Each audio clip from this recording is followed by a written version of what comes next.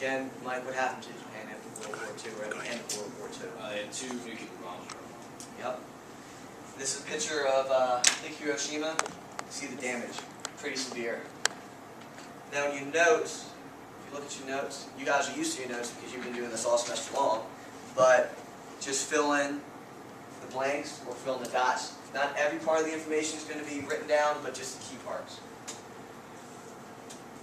Okay, so as Mike said, Japan was bombed. 2 atomic bombs were dropped on Japan, and it caused mass destruction of the infrastructure. And as you can tell by the picture, severe. Not just a little bit, but 2 of the major cities were wiped out. And then at the end of the war, they were the losers, so they surrendered. This picture is on a U.S. ship. These people are the Japanese that's surrendering to the Americans. There's a lot of cool pictures if you go online. I found it pretty interesting. Now the citizens were tired, they were embarrassed. Japanese are usually a society of high honor. This brought a lot of shame onto their culture and on the people. So that's the mindset that was going on before the rebuilding process. And the Japanese occupation lasted from 1945 to 1952, and it's when the U.S. came in and helped rebuild Japan, physically and also politically and also economically. They helped rebuild factories. A lot of their factories were wiped out during the war. They helped rebuild them. So some examples of that is coal, steel, and electricity. So when all these factories were built up and they were finally working again, there was a need for workers, which was actually perfect because a lot of the adults, especially male adults, were soldiers during World War II. Now they need a job. So the job became workers. So everything actually fit pretty well in terms of that. We helped build the factories, there were a need for workers, they had the people to do it.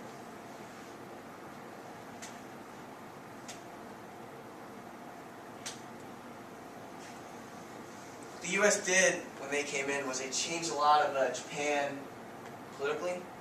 Japan had one of the largest armies in the 1930s, 1940s. But when they came in, the USA, they disarmed the army.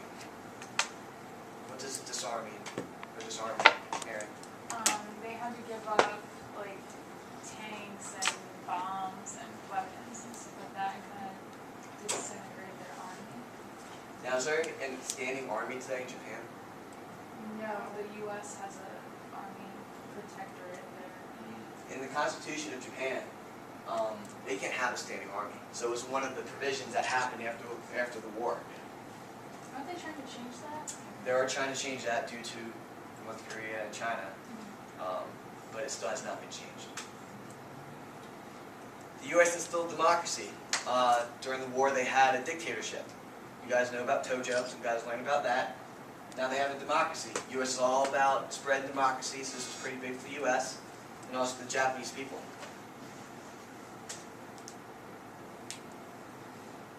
Liberalization. Mallory, if you had to guess what I mean by this, and also looking at the image, what do you think's going on? That people are selling, or the large landowners have to sell their parts of the land to other people so that everyone has land. You're exactly right.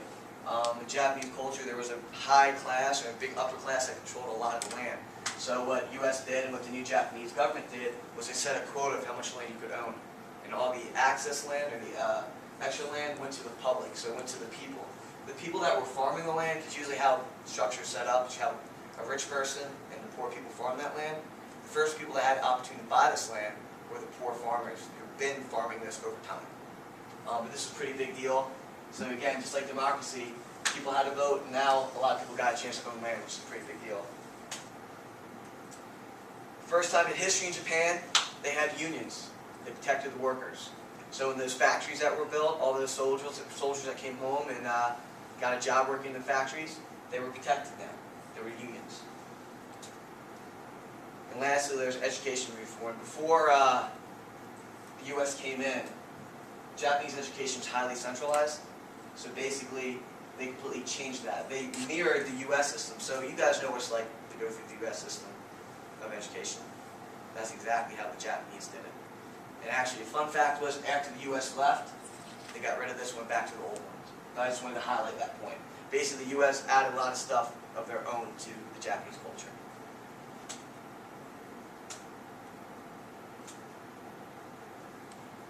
So again, it was mainly the U.S. that came into Japan, and the big outcome of this, and it still is today,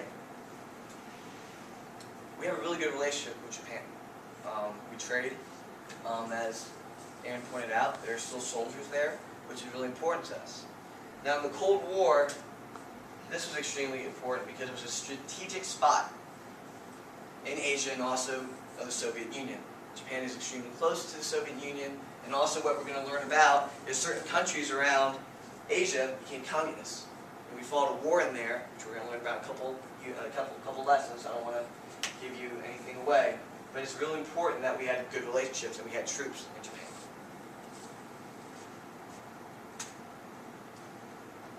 So Terry, do you understand how Japan was rebuilt? I think a little bit, yeah. Okay, can I get a hand for understanding? 5, 5, 5, 5, 5. Okay, so you guys know it. Sweet. Now let's move on to the more interesting part, at least my favorite part. Let's rebuild Europe, or how Europe was rebuilt. Just like Japan, Europe was wiped out after the war. Look at this city right now. Buildings are destroyed. Imagine living in this place. And this is what a lot of Europe looked like. So how could it be rebuilt? You know what city that is? I do not. I think it's a city in Germany. I know I should have put a little thing below it. But I thought it was a really cool picture and it kind of highlighted the point. Before we talk about how exactly Europe was rebuilt, let's talk about the political scene of Europe. Terry, if you look at this map, especially the major map, what's your guess about what's going on? It looks like there's a divide amongst the allies of territory, like that from where they came through World War II. So like Russia came from the east, and the rest of the allies, Great Britain and the U.S. came from the west.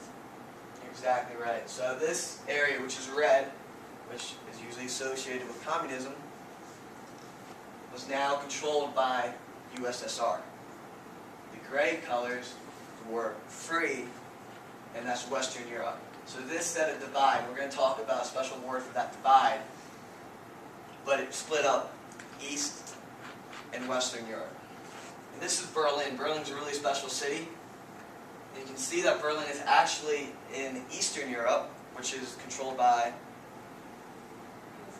USSR. But because of how highly influential it was split up 4 ways. So part of it was controlled by the Soviet Union, part by America, part by Britain, and also, it's not on this map, but also France for a time controlled a little bit too. Okay, one way, oh, my fault, Eastern Bloc. That red part that the USSR controlled was called the Eastern Bloc, and it proved to be really important for the Soviet Union. We're going to talk about command economy and communism, communists, next couple lessons, but basically what I want you guys to know is these countries were like a replica of the Soviet Union politically and economically.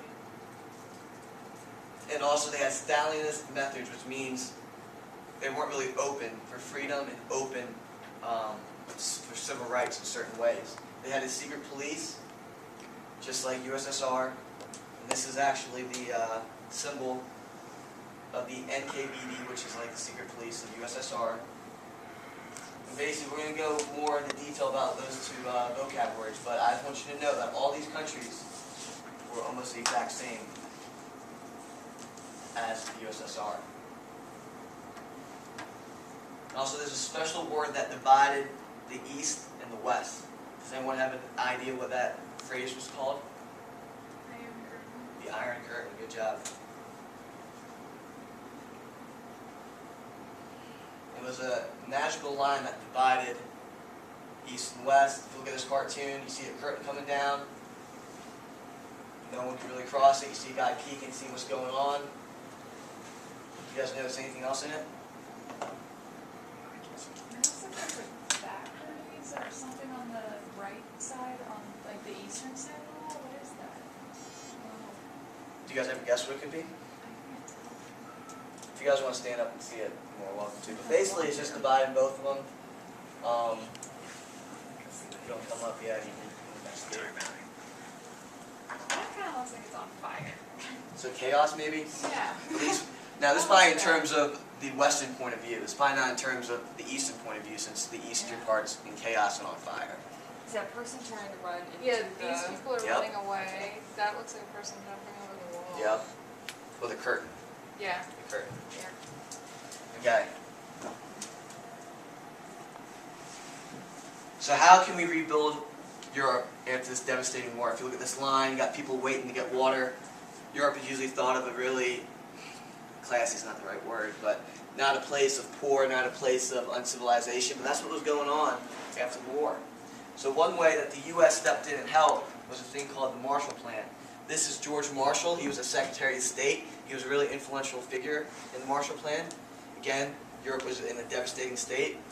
This is one of the symbols of the Marshall Plan. It lasts from 1948 to 1952.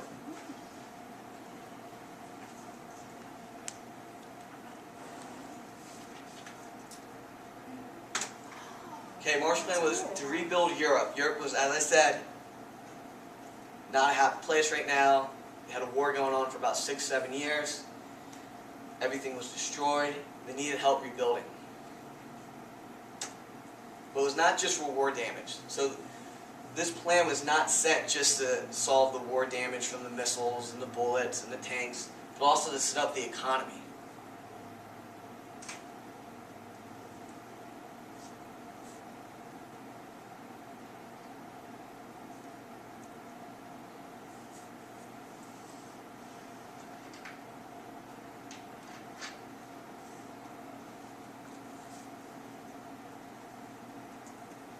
And this plan was extended to all of Europe, not just the western half, but also the eastern half. So even the pro-USSR side got the chance to get this aid.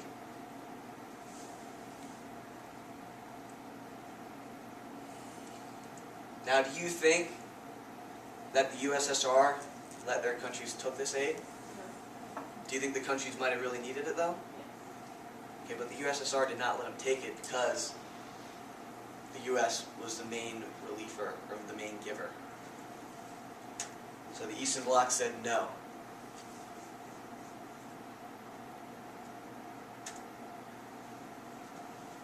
This proved to be actually really successful. It was the fastest period of growth ever for Europe.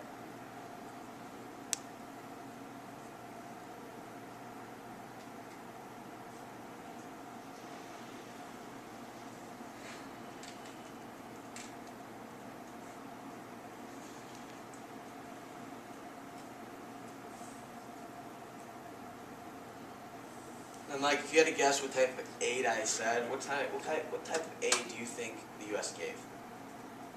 Monetary? Some money? Money.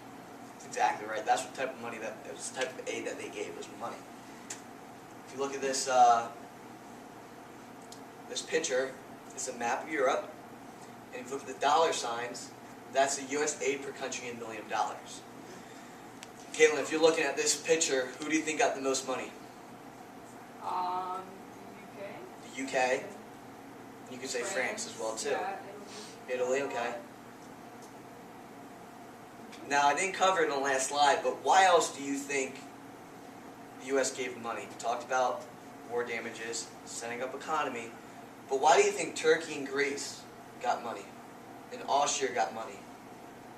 They're kind of on the bubble. Was that They're like on the bubble, like where the bubble what? the Soviet Union's influence was kind of over there, so they were probably trying to sort of over their side. That's exactly right. They want to make sure that the Soviet Union didn't spread. And that's called containment, but we're going to talk about that later.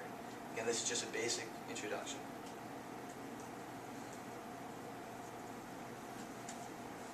Okay, let's go to the Berlin airlift. Now Berlin was in what part of Germany again?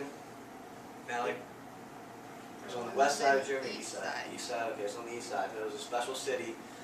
So the U.S., France, and Britain didn't just give it to the Soviet Union. Now if you look, it was split up. American, French, British, Soviet. Now why do you think each one of these had an airport? Why didn't they just have an airport on the Soviet side? They couldn't get in and out. Exactly. They couldn't rely on the Soviets to let them travel, let them get goods.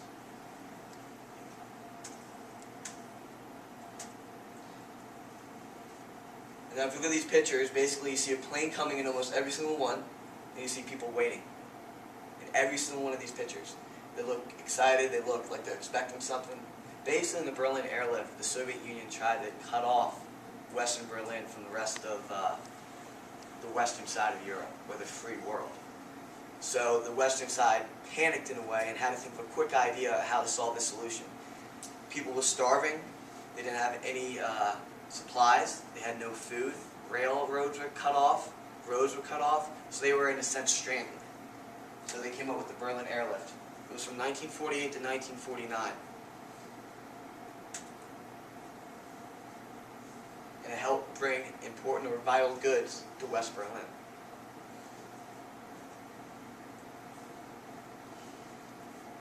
And as I said, so you try to block off West Berlin from the Allies and make the Allies leave and to give all Berlin to the Soviet Union. But the Allies had different plans, so they thought of this great idea called the airlift. It was a round-the-clock effort, so 24 hours a day, they were going to be sending supplies to West Berliners by plane. And they were packing it up just like this, and they would be dropping it off. And all the people would be waiting and looking forward to these supplies because it was really important. And also there was vital goods, such as supplies you need to survive every day, but also there's stories of these planes dropping off candies for kids, and the kids were real excited. So you can see pictures of kids waiting. They were looking forward to the candy too. Basically this was really successful. The Soviet Union stopped the blockade. And over 2 million tons of goods were delivered in this 2-year period.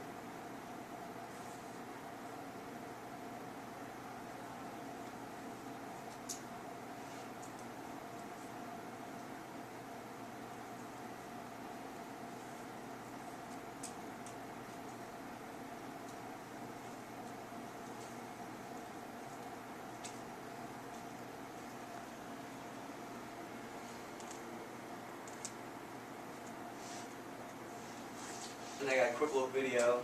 Oh, before I watch the video, we said Berlin was divided, but also, which was pretty cool, was there's really 3 routes that you could go to Berlin.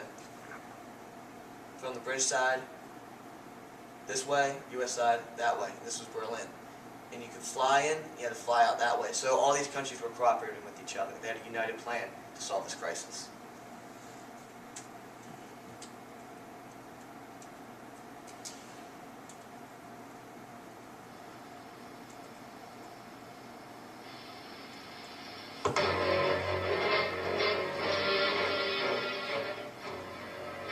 Endless cars of vitally needed coal are stalled by the Russian blockade of Berlin.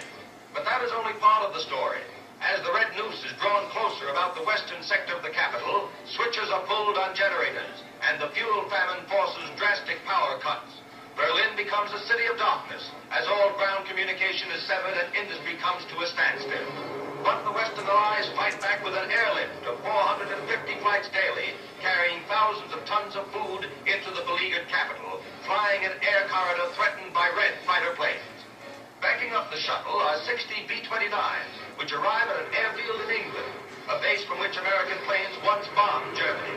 Now these Yanks may fly on a mission of mercy, the feeding of hungry Germans in Berlin. These are the men whose nerve-wracking job it may be to fight their way through weather and red obstruction. So grave is the crisis that General Clay is recalled to Washington to report on the situation. He is greeted by Secretary of the Army Royal and then is welcomed by Chief of Staff Omar Bradley. On his his shoulders may rest the responsibility for peace or war, and the Commander-in-Chief at the White House awaits his appraisal of the most explosive situation yet in the struggle between East and West.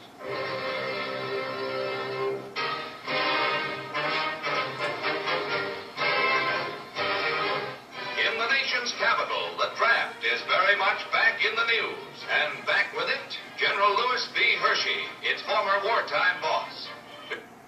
Speaking of that was a good little introduction about what the Burt Inland Airlift was about. But these were two ways that I guess you can see a little tension between the western side and the eastern side, in the sense the USA and the USSR, with these two events. And these are two events that helped rebuild Europe in two different situations.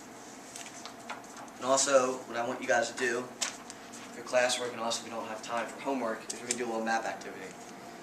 We're going to look at the boundaries, different countries that were going on in the Cold War. And you guys brought your geography books, right? Duh. Yes, you have. But if you didn't, make copies. And I'll pass out what, I know it's a little dark, but I'll pass out exactly what it looks like in the book. But once you guys read the directions and complete as much as you can give you about like 5-7 minutes in class to finish it up. If you don't, it's for homework and I'll collect it tomorrow. If you have any questions, raise your hand, and I'll pass out the geography book and show you what it really looks like too.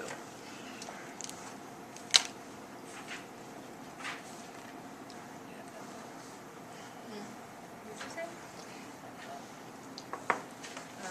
So if you want to just pass it, I'll see what it really looks like too. Yeah, it's a little dark. Nice.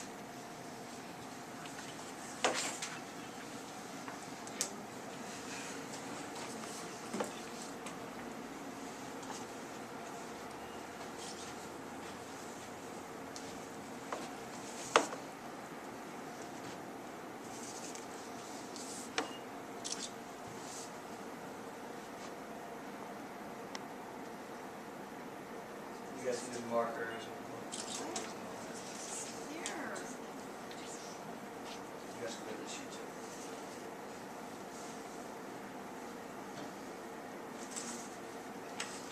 Just see what it really looks like to me. That's what I got in the textbook. So it's a little dark.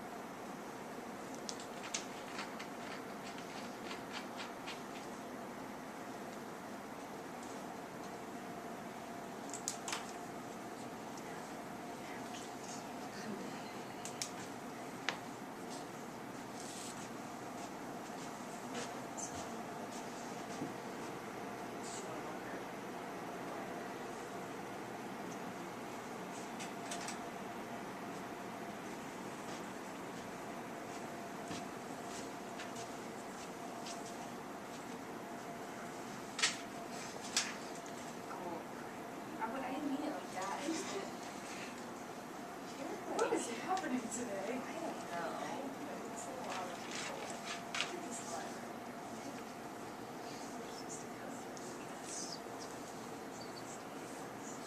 Hey, that's what I thought. You're when gonna I replace was those looking at Eastern European I was countries. like, I know. thanks, Aaron. You're the best. Oh, I thought you were like subtly pointing out to me that I did something wrong. That's not USSR.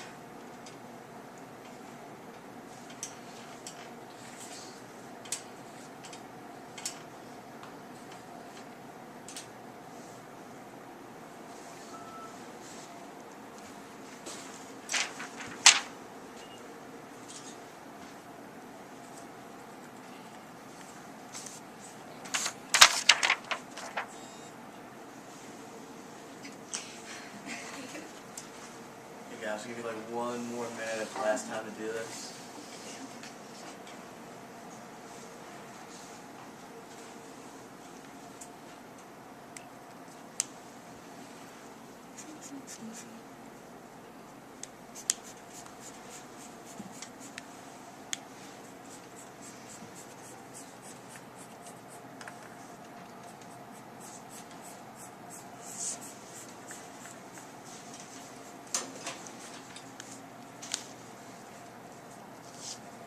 No, mine's colored in the Black Sea is communist. See, that's what was like earlier. Yeah, I know. It's the seas. Yeah, I think this is the Black Sea. Yeah, so Right? yeah, Okay. yeah. That's why Yeah. when I was like Ooh, zooming. that's like I that. can't tell. Yeah, if you look in the book. I know. Oh, yeah. Mallory's hogging it. I'm sorry, I If didn't you look know in the you book, needed that's it. those 2 or 3. Okay. Yeah. And the, thought and the so, kids, and the but I kids was would have a like- book. So basically, that's what. Yeah, it's just yeah. Yeah, it's And yeah, this that's is good. Why, This that's is why. good. That's why I brought it. Yeah. Ah. You don't put stuff for that, but it's okay. I'll give you guys about 20 seconds, and then let's just finish up this lesson.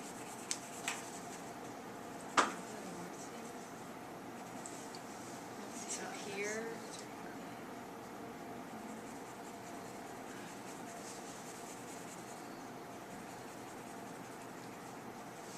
yeah, Baltic Sea is right.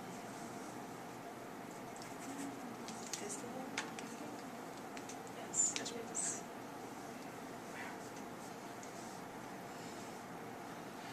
Okay, guys, put your pencils down.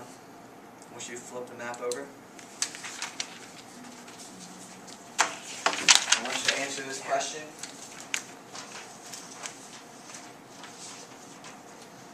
I want you to describe the Marshall Plan and the Berlin Airlift. 3 to 4 sentences. I want you to describe each one, the major features.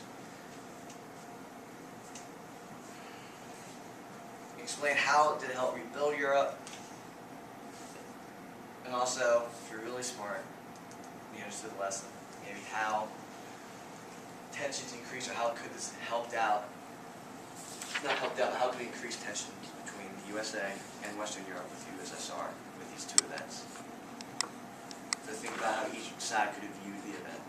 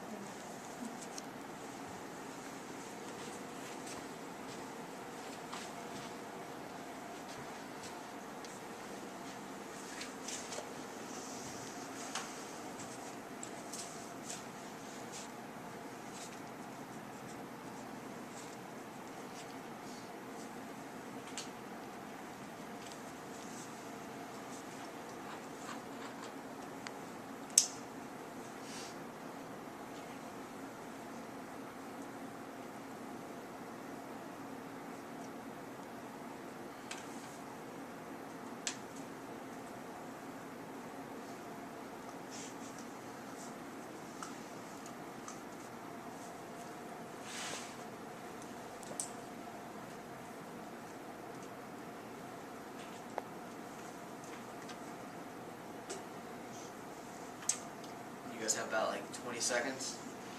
Finish that up. Also, I'm not going to collect these today.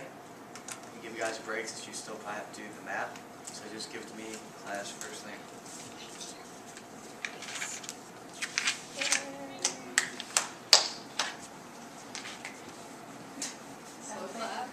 Yeah. Done.